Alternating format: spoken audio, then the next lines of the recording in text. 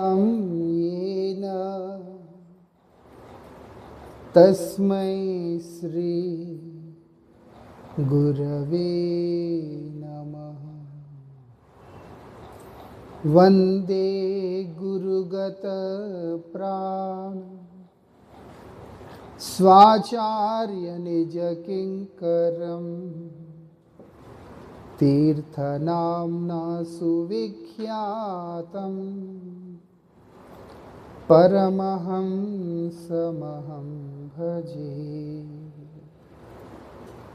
पतित पावन परम करुणामय परम आराध्यतम श्रील गुरुदेव नित्य लीला प्रविष्टों विष्णुपाद परमहंस परिव्राजकाचार्य अष्टोत्तर शतश्री श्रीमद श्रील भक्ति वल्लभ तीर्थ गोस्वामी महाराज जी के अभय चरण असंख्य कोटि साष्टांग दंडवत प्रणाम करते हुए उनकी अहेतु की कृपा प्रार्थना करता। आज बहुत विशेष तिथि है। आज ही के तिथि में हमारे परमाराध्य गुरुदेव ओम विष्णुपाद श्री श्रीमद् भक्ति वल्लभ तीर्थ गोस्वामी महाराज जी अपने नित्य धाम में प्रवेश किए हैं। अपने ही निज धाम में गोलोक धाम में प्रवेश किए, इसीलिए विशेष तिथि है। इसी को प्रचलित भाषा में तिरोभाव तिथि भी कहते हैं। जब तक संबंध ना हो तब तक वियोग की बात ही नहीं। विरह तो तब है जब संबंध हो।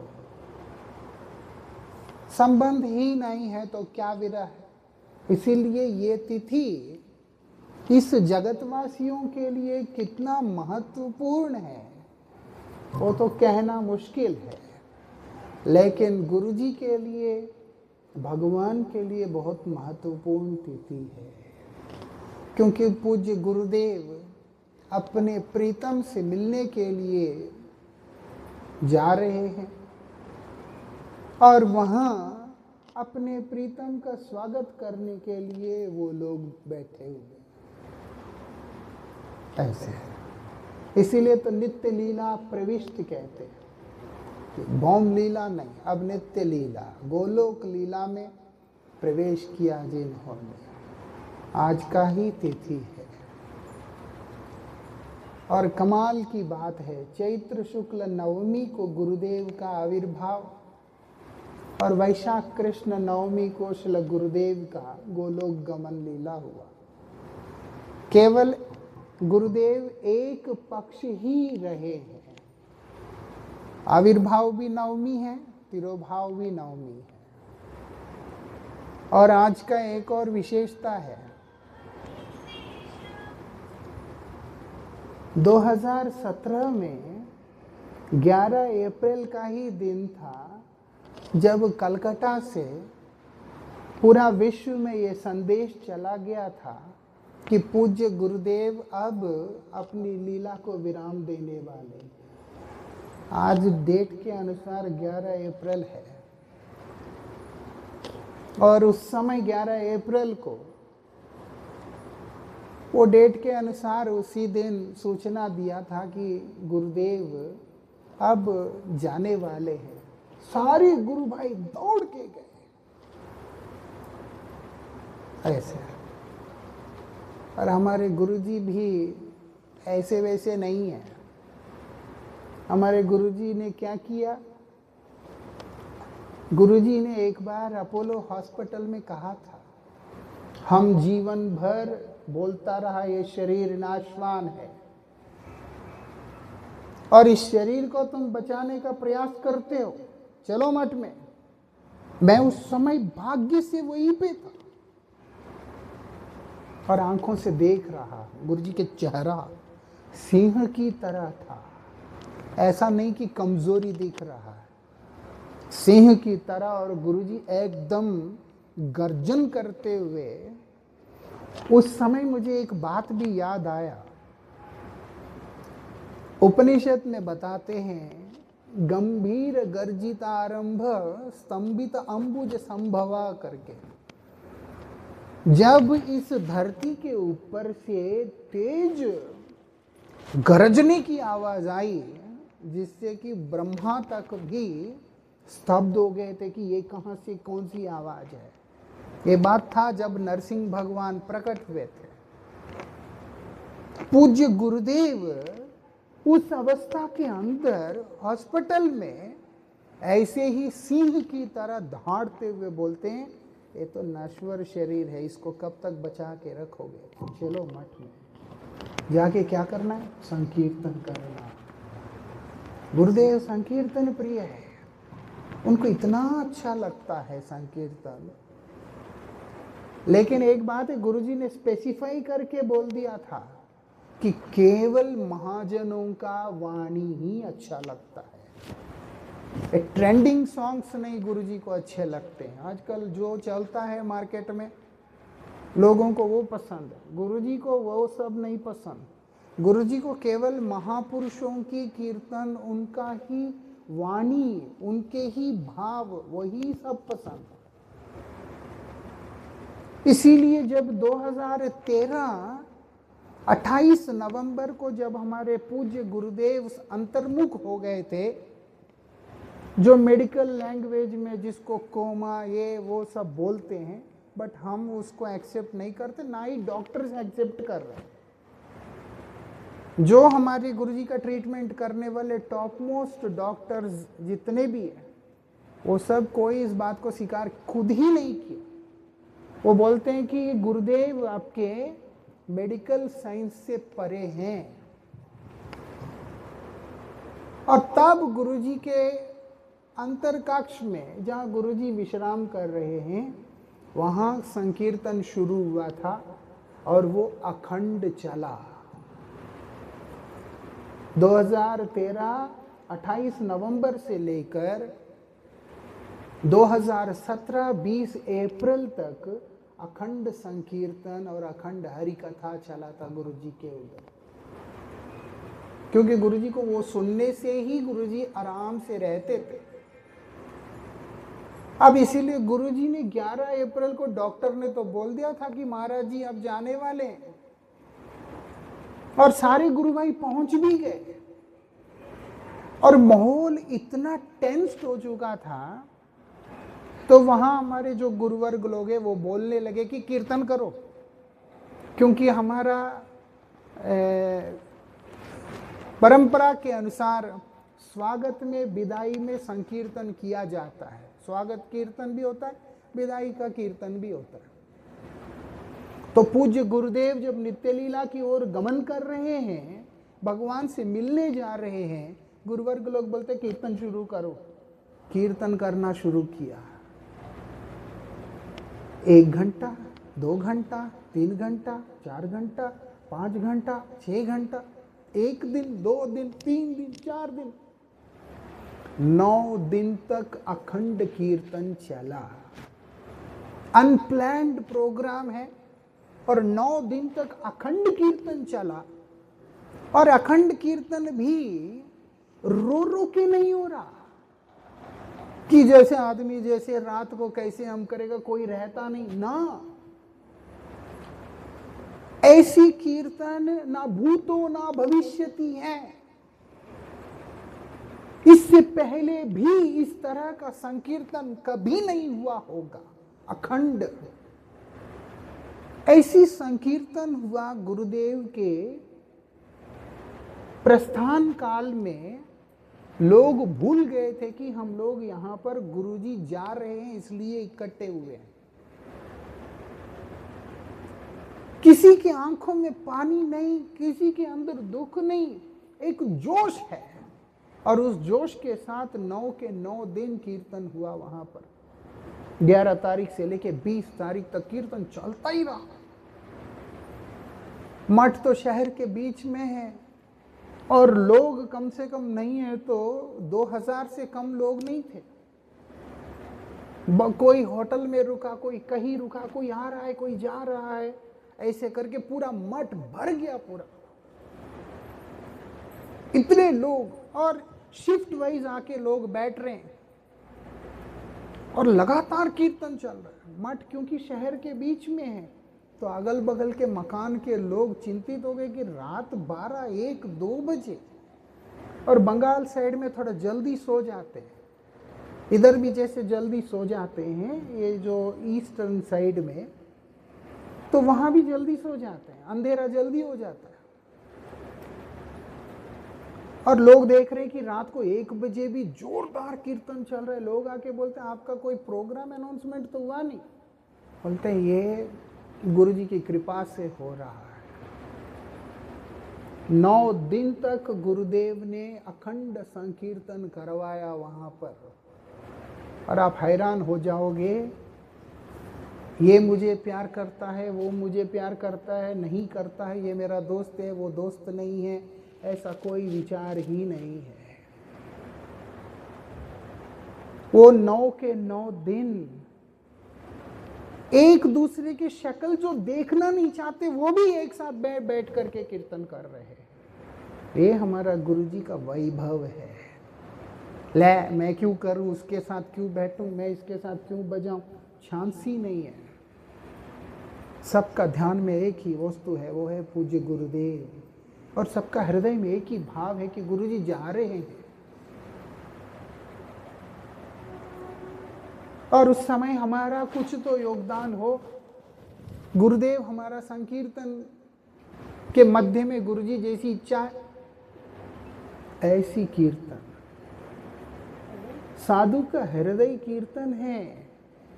साधु का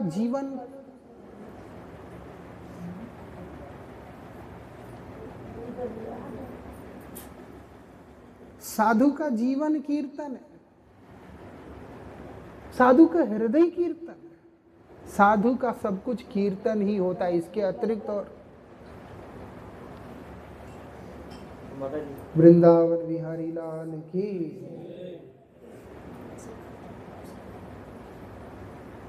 ऐसे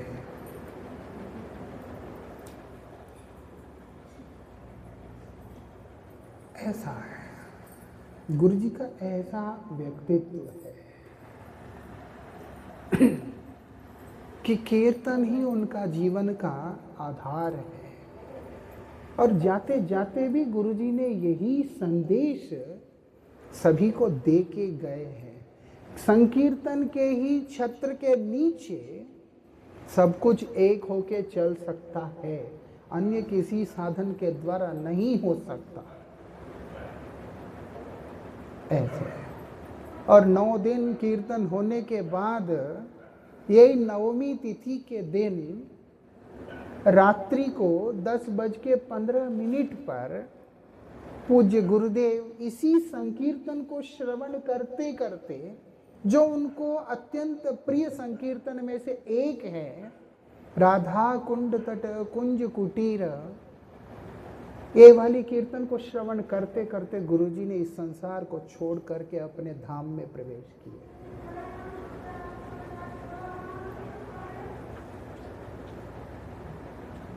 ये बात है।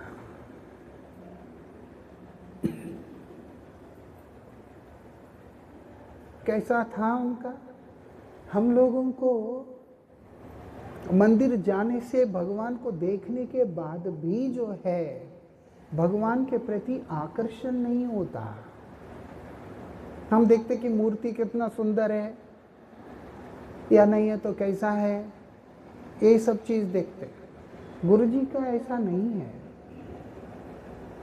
गुरुजी एक बार हॉस्पिटल में एडमिट थे, तो गुरुजी रेस्टलेस हो रहे हैं, क्योंकि गुरुजी को हॉस्पिटल में रहना नहीं था, गुरुजी को तो मठ में रहना था, ठाकुर जी के आगे रहना था। गुरुजी कमरे में रहते थे कलकत्ता में, इन्फेक्शन होने का डर से, क्योंकि गुरुजी का उम्र करीब 90 हो चुका था, और क्योंकि गुरुदेव हैं तो भीड़ इकट्ठा हो जाता है, उससे थोड़ा सा उनके लिए इन्फेक्शन का रिस्क है बोल के डॉक्टर्स ने लोगों से थोड़ा दूर रखने के लिए कहा। तो गुरुजी को अब कमरे से बाहर जाना होता नहीं है, और गुरुजी बहुत चंचल होते हैं क्योंकि उनको ठाकुर जी का दर्शन करना है।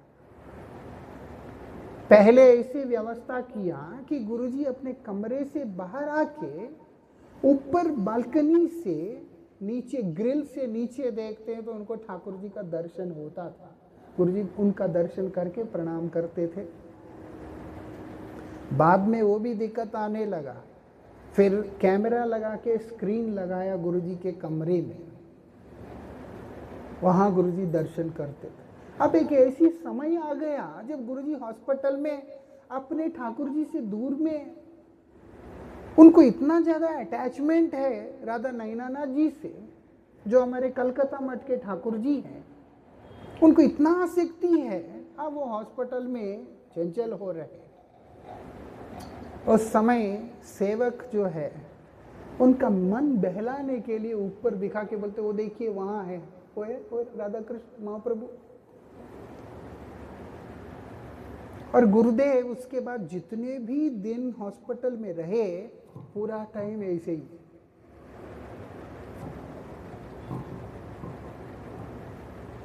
बोलने वाला मन बहलाने के लिए बोल रहा है, लेकिन देखने वाला जो है वो ऐसे नहीं देख रहे हैं, वो उस वस्तु को देख रहे हैं। इशारा से भी, संकेत से भी, हर चीज से अपने प्रीतम का दर्शन करने का जो एक अद्भुत जो लीला है, वो गुरुदेव जैसे महापुरुषों में ही देखने को मिला है। परमहंस शब्द का अगर परिपूर्ण रूप से कोई भी मूर्तिमंत रूप लेता हुआ दिखा है, वो हमारे गुरुजी हैं। उनको अपना कोई सुध नहीं, कुछ नहीं, कुछ भी नहीं। हर समय केवल भगवत चिंतन है, हर समय, और कुछ नहीं हो उनके जीवन में। हमारे गुरुजी का जीवन, हमारे स्वरूप दामोदर गोस्वामी बोलते हैं कि पानी के बिना मछली कैसे तड़प जाती है।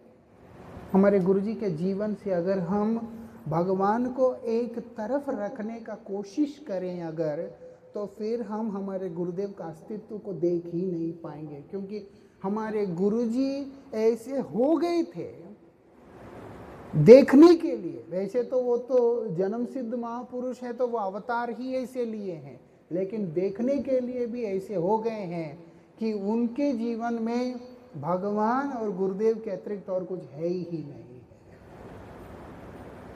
गुरुजी को ना बिल्डिंगों से लेना देना, ना किसी प्रॉपर्टियों से लेना देना, ना किसी पद प्रतिष्ठा से लेना देना, कुछ भी नहीं है। गुरुजी को सिर्फ एक चीज से मतलब था, वो है अपना गुरुदेव और उनकी सेवा, अपने भगवान की सेवा, और कुछ है ही नहीं। उनके कमरे में गुरुजी का ऐसा व्यक्तित्व है। गुरुदेव कभी किसी भी, जैसे हम लोग नाम लेकर के किसी को बुला लेते हैं, आओ इधर, ये वो करके, गुरुजी कभी किसी को ऐसे संबोधन तक नहीं करते थे।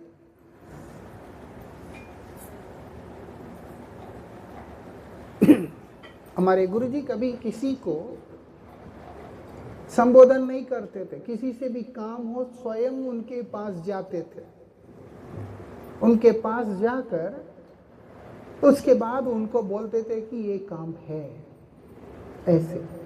लेकिन आयु अधिक होने के कारण कमरे से ना जाना पड़े, इसीलिए गुरुजी के कमरे में कॉलिंग बेल लगा दिया, और वो भी 3 लगाया, 3 कॉलिंग बेल लगाया। एक जहां विश्राम करते हैं वहां, एक जहां संध्या करते हैं वहां, एक जहां प्रसाद पाते हैं वहां। ऐसे 3 कॉलिंग बेल लगा दिया, 3 अलग अलग रंग में 3 लगा दिया। अब गुरुजी क्या करते हैं, वो तो यूज करते ही नहीं है। कई कई दिन तक गुरुदेव ने उसको यूज ही नहीं किया, ऐसे ही पड़ा रह जाता था। लेकिन आखिरी समय में तीनों को उठा करके एक जगह रख लिया, और एक बार इसको दबाते, एक बार दूसरे दबाते, एक बार तीसरे दबाते। सेवक परेशान हो गए, क्योंकि ये बजता है, वो बजता है, वो बजता है, ऐसे। क्यों? क्योंकि तीन हैं, महाप्रभु, कृष्ण और राधा रानी है। वो तीनों को याद करके कि ऐसे कि उनके चरण स्पर्श कर रहे हैं, कल्पना से कोई कल्पना कर सकता है? ऐसा चांस ही नहीं है। बैटरियां निकाल दिया था लास्ट में,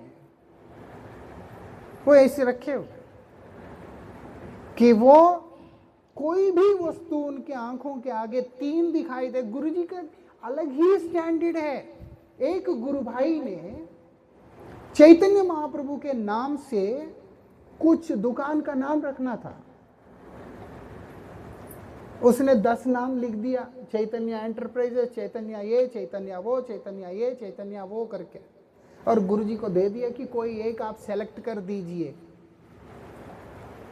आप हैरान हो जाएंगे पूज्य गुरुदेव ने क्या किया, नीचे पेन लेकर चैतन्य के बगल में चरितामृत करके लिख दिया था गुरुजी ने। गुरुजी बोलते चैतन्य के साथ तो चरितामृत होता है। चैतन्य शब्द बोलने से भी उनको श्री चैतन्य महाप्रभु का दिव्य लीला का स्मरण हो जाता है, उनके चरित्र का स्मरण हो जाता है। वो कागज हमने देखा जिसके नीचे गुरुजी ने चैतन्य चरितामृत करके लिखा, वो व्यक्ति ने अपने दुकान का नाम श्री चैतन्य चरितामृत ही रखा, फिर उसने और कोई रखा ही नहीं नाम। महापुरुष का दर्शन ऐसा होता है। आप लोगों ने देखा कि नहीं मालूम नहीं है कि गुरुगत प्राण का जो वीडियो एक है हमारे गुरुजी के ऊपर, उसके आखिरी में हमारे गुरुजी भावुक होते होते हुए अपने गुरु के बिस्तर को ऐसे ऐसे ऐसे करके, क्या दर्शन है, क्या प्रेम में क्या पागलपन है अपने गुरु के प्रति, अपने ठाकुर के प्रति। ऐसा व्यक्तित्व है हमारे गुरुजी। वो पागलपन है जो हर एक में होना चाहिए। गुरुजी हैं, वो कोई साधारण व्यक्ति नहीं है। वो क्या स्थूल भी है कि स्थूल वस्तु को पकड़ के उनको सुख मिलता है ना, वो तो परमहंस है, लेकिन वस्तु के माध्यम से वो हमको सीखने के लिए, उनका क्या है, उनका परमहंसोचित आचरण है कि मैं अपने गुरुदेव के पाद पद्म को स्पर्श कर रहा हूँ, इस शैया को प्रणाम कर रहा हूँ जिसने मेरे गुरुदेव को सेवा की है।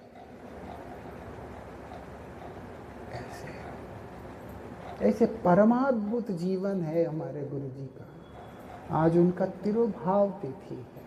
मठ में आकर गुरुजी अखंड संकीर्तन के मध्य में, अखंड संकीर्तन के मध्य में, और रात्रि को इस समय में 10:15 पे गुरुजी इस संसार को छोड़ करके गए। ऐसे जो कीर्तन करते हैं उस कीर्तन में ही डूब जाते हैं, जो कथा करते हैं, जो शब्द उसमें से निकलता है। हमने चैतन्य चरितामृत में हम पढ़ते हुए, वैष्णव से सुनते हुए देखा कि जब श्री चैतन्य महाप्रभु जगन्नाथ जी का दर्शन करते हैं तो जगन्नाथ उच्चारण तक नहीं कर पाते थे, उनसे जगन्नाथ शब्द उनके मुख से नहीं निकलता था। ऐसे, और पूज्य गुरुदेव को भी ऐसे ही देखा। एक दिन कलकत्ता मठ के अंदर हम लोग रात को बैठे हुए थे। गुरुजी अपने कमरे में, सेवक लोग बैठे हैं और कोई नहीं है, मैं भी था और एक ब्रह्मचारी और थे। हम 5-6 लोग थे बस। करीब रात को 11, 11:30 बजे का टाइम था। गुरुजी बात कर रहे हैं हम सबसे, पूछते हैं आपका उम्र कितना है, ये कितना, वो कितना। देखने में लगता है नॉर्मल कॉन्वर्जेशन है, अचानक गुरुजी बोलते हैं कि वो किताब लेके आइए। अब वहां पर कम से कम तो 200 ग्रंथ है, उसमें से कौन सा वो लेके आइए। एक निकालते बोलते ये, बोलते ना, दूसरा निकालते ना, लास्ट में गुरुजी बोलते आपको मिलेगा नहीं करके खुद उठकर जाकर एक किताब निकालते हैं। 89 इयर्स की एज में गुरुदेव वहां पर उस किताब को खोलकर श्री रूप गोस्वामी पाद का नाम पढ़ते हुए 15-20 मिनट ऐसे खड़े के खड़े रह गए थे। हम लोग बोल रहे हैं कि आप बैठ जाइए, सेवक लोग बोल रहे हैं कि गुरुदेव बैठ जाइए, उनके कान में किसी का शब्द नहीं जा रहा। कैसी समाधि है? जागृत अवस्था में जो तुरीय अनुभूति है वो हर व्यक्ति के समझ से परे है। आदमी बैठा है जी, ध्यान कर रहा है, आंख बंद है, ये है वो है, चलता है, चलते फिरते उठते बैठते भी एक व्यक्ति समाधि में रहना साधारण बात नहीं है। गुरुदेव की वो अवस्था थी। अगल बगल के लोग क्या बात कर रहे हैं, क्या बोल रहे हैं, क्या चाह रहे हैं, वो गुरुजी के उससे परे। और तो और उस उम्र में खड़े रहने के कारण उनके चरण सूज गए। नीचे बैठ के सेवक गुरुजी के चरणों को मसाज भी कर रहे हैं, लेकिन गुरुजी को उसका भी ज्ञान नहीं है कि कोई मुझे मसाज कर रहा है। सूज गए थे, कम से कम नहीं तो 20 मिनट से ज्यादा खड़े थे। क्यों? क्योंकि नाम ही ऐसा है। श्री रूप गोस्वामी पाद का ग्रंथ उठाया, उनका नाम उठाया, उसके बाद समाधि लग गया। ऐसे परमहंस है, हरिनाम करते हैं तो नाम में समाधि लग जाता है। 2011 में हमारे गुरुजी देहरादून के अंदर हरिनाम दे रहे थे। देहरादून में मठ में हरिनाम दे रहे थे, और कम से कम नहीं तो 150 आदमी होगा जिनका हरिनाम होना था। वो लोग हॉल में सब बैठे हुए, गुरुजी उधर बैठे हैं, और उसके बाद दरवाजे बंद थे क्योंकि और लोगों के लिए जगह था नहीं। सिर्फ गुरुजी की कथा और महामंत्र बाहर माइक में सुनाई दे रहा है। आपको नहीं मालूम है, YouTube में है शायद वीडियो, वो हमारे गुरुजी बोलते हैं हम 12 बार महामंत्र 12 बार पंचतत्व सुनाएगा, आप लोग पीछे पीछे बोलना, ठीक है जी। जैसे जैसे गुरुजी पंचतत्व बोल रहे हैं, महामंत्र बोल रहे हैं, मुश्किल से 5-6 बार बोल सके, उसके बाद गुरुजी बोल ही नहीं पाए, फूट फूट के रोने लग गए थे गुरुदेव, फूट फूट के रोने लग गए थे। और जब गुरुजी की कांपती हुई आवाज से जो महामंत्र सुनने में आ रहा है, पूरा मठ की सारी सेवाएं उसी समय बंद हो गया था। सबके सब हॉल में दौड़े थे, और जितने भी थे हर व्यक्ति की आंखों में पानी था, हर कोई रो रहा था। भगवान का नाम उच्चारण करते करते करते जो विकार उत्पन्न होना होता है, अष्ट सात्विक विकार, वो सब पूज्य गुरुदेव के अंदर मूर्तिमंत रूप से दिखलाई देने लगे थे। ऐसा नहीं कि साधारण व्यक्ति है। गुरुजी जैसे ना पहले कभी हुए होंगे वो हम जानते नहीं, लेकिन वर्तमान समय को देखते हुए भविष्य में कोई होगा ये असंभव है। भूतकाल का तो हम कह नहीं सकते, लेकिन वर्तमान कलयुग की जो हालात को देखते हुए ऐसे समझ में आता है गुरुजी जैसा व्यक्ति तो दूसरा मिलना ही मुश्किल है। हमको तो गुरुजी का दर्शन करने के बाद कई बार उन सब मूर्खों को देख करके तरस आता है जो कहते हैं कि साधु कहाँ हैं। जो लोग बोलते हैं आजकल गुरु बेकार है, जो ऐसे बोलते हैं साधु अच्छे नहीं हैं, उन सब को देख करके हमें इतना दुख होता है, क्योंकि वो लोगों का भाग्य नहीं है कभी ऐसे महापुरुष का साक्षात्कार का। जिनके दर्शन मात्र से ही अनेक जन्मों के दोष नाश हो जाते हैं, जिनके कृपा पाने से, जिनके कृपा के अनुगत होकर के चलने से बैठे बैठे ही एक व्यक्ति भगवान को पा लेता है, ऐसे परम भागवतोत्तम महापुरुष है हमारे भगवान, हमारे पूज्य गुरुदेव। ऐसे जो महापुरुष गुरुजी के समय में विराजमान रहे, वो लोग बोलते थे तुम्हारा बहुत भाग्य है कि तुम पूज्य महाराज श्री के आश्रित हो, उनके चरणों की छाया में ही रहना, वो तुम्हारे ऊपर कृपा करेंगे, तुम्हारा मंगल करेंगे। गुरुजी के लिए कोई छोटा कोई बड़ा ऐसा कोई भेदभाव है ही नहीं, हर एक के प्रति समभाव। गुरुजी ने हर एक को आप ही बोलना है, छोटा बच्चा है वो है चाहे बड़ा है कोई भी है, गुरुजी की भाषा में तुम ऐसी कोई भाषा है ही नहीं। हर एक के साथ सम्मान के साथ रहना है, हर एक के साथ व्यवहार में रहना है, सब कुछ है, हर एक से प्रेम करना है, सब कुछ है। हर एक को केवल कृष्ण के चरण में जाने का ही उपदेश देना है। जीवन भर वही किया, जाते जाते भी वही किया, जाते जाते भी वही किया। गुरु जी जा रहे हैं लेकिन हर व्यक्ति को संकीर्तन में डुबा के जा रहे हैं।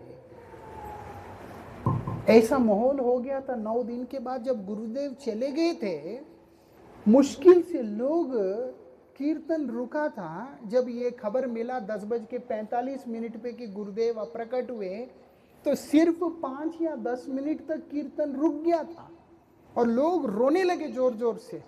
ठीक 10 मिनट के बाद सभी के अंदर एक ही वो था, नहीं नहीं कीर्तन करो, उसी से गुरुजी को प्रसन्नता होगी। उसके बाद भी नवमी के दिन गुरुदेव अप्रकट हुए, दशमी के दिन गुरुजी को मायापुर लेके जाया गया और एकादशी के दिन दोपहर को गुरुजी को महासमाधि दिया गया है। और तब तक अखंड संकीर्तन चलता ही रहा, रुका ही नहीं है। रो रहे हैं लोग, रोते रोते भी संकीर्तन ही कर रहे हैं, और वो भी इतने जोरदार संकीर्तन, क्योंकि एक ही उद्देश्य था कि गुरुजी को इसी से सुख होगा। एक व्यक्ति ने संकीर्तन को, हरि कथा को अपना जीवन का कितना मजबूत हिस्सा बना लिया कि उस व्यक्ति की प्रसन्नता के लिए लोग दिन रात एक करके संकीर्तन कर रहे हैं। आप ही कल्पना करके देख सकते हैं। एक आदमी को खुश करने के लिए सामने वाला क्या करता है? उसको जो पसंद है वो देता है ना? जिसको जो पसंद है वो देने से वो खुश हो जाता है। गुरुजी को खुश करने के लिए, गुरुजी का कृपा को लेने के लिए लोग क्या कर रहे हैं? हरि संकीर्तन कर रहे हैं, क्योंकि गुरुजी को जानने वाला हर व्यक्ति को यह बात पता है कि एक ही वस्तु है जिससे व्यक्ति गुरुजी को अपना बना सकता है, वो है संकीर्तन। अखंड चला ऐसे। आज उनका तिरोभाव तिथि है। आज उनका तिरोभाव तिथि है। उनकी हरि कथा कभी भी उसके अंदर कोई भी डिविएशन नहीं है। कोई भी व्यक्ति अपना कोई भी समस्या लेकर के आता है, हर व्यक्ति को गुरुजी ने हमेशा भगवान के चरण में जाने के लिए ही प्रेरणा दी है कि भगवान के शरण में जाओ, सब हो जाएगा भगवान की कृपा से। ऐसे खुद भी केवल अपने गुरु की वाणी का अनुकीर्तन करना और हरिनाम करना, यही चलता था उनका। गुरुजी ने कभी भी किसी भी कथा के माध्यम से, अपने किसी भी आचरण के माध्यम से कोई भी चीज के अंदर ना डाइल्यूशन लेके आए, ना एक उसको इम्प्रोवाइज किया, कुछ भी नहीं किया। आजकल जैसे लोगों के हिसाब से कुछ तो करना पड़ता है, थोड़ा बहुत मॉडिफिकेशंस करना पड़ता है, ऐसे करना पड़ता है, बहुत लोग करते हैं ऐसे। लेकिन गुरुजी ने रत्ती भर भी गुरुजी ने कोई मॉडिफिकेशन भी नहीं किया, उसको पतला भी नहीं किया, कुछ भी नहीं किया। एक ही उपाय गुरुजी के हर परिस्थिति में, एक ही उपाय, वो है भगवान, उनके शरण में जाना, उनसे कृपा मांगना। दुनिया यही नहीं करता है। लोग बोलते हैं आप आशीर्वाद दे दो मेरा काम बन जाए, आप कृपा कर दो मेरा ये हो जाए, ऐसे बोलते हैं। लेकिन कोई भगवान का भजन करने को तैयार नहीं है। लेकिन गुरुजी ऐसे नहीं है। गुरुजी हमेशा बात बात पे बोलते थे कि भगवान के शरण में जाओ, उन पे भरोसा करो, उसी से तुम्हारा फायदा होगा, मेरा फायदा होगा, हम सबका फायदा होगा। गुरुदेव कभी किसी सुविधाओं की तरफ नहीं गए, कभी गुरुदेव किसी मान प्रतिष्ठा की तरफ नहीं गए, कहीं नहीं। एक तरफ गए हैं हमेशा और हमेशा, वो है भगवान की तरफ, भगवान की सेवा की तरफ, उनके संकीर्तन की तरफ। बस हरिनाम करते हैं, समाधि में चले जाते हैं। एक समय बैठ के माला कर रहे हैं कमरे में, धीरे धीरे समय आता है जब सेवक अंदर जाके देखता है गुरुजी के आंख ऊपर को हो गया, मुख से झाग गिर रहा है, रोंगटे खड़े हो गए, और उसके बाद माला घूम नहीं रहा। वो घबरा के गुरुजी को हिला हुला के वापस ले आया। जब गुरुजी का आंख खुला, अब जिसकी आंख चढ़ गया है, गुरुजी जिसका मुख से झाग निकाल रहा है, कुछ रोंगटे खड़े हो गए, अगर ऐसे व्यक्ति को आदमी होश में लाने का कोशिश करता है तो वो व्यक्ति विचलित होकर देखता है। लेकिन गुरुजी ऐसे नहीं है, बड़े गंभीर होकर देख रहे हैं और बोलते क्या हुआ। ऐसे गुरुजी समाधि में चले गए थे। भक्तविनोद ठाकुर जिन समाधि के लक्षणों के बारे में बोल रहे हैं, वो सारी अवस्थाएं गुरुजी के अंदर दृश्यमान हो रहे हैं। ऐसे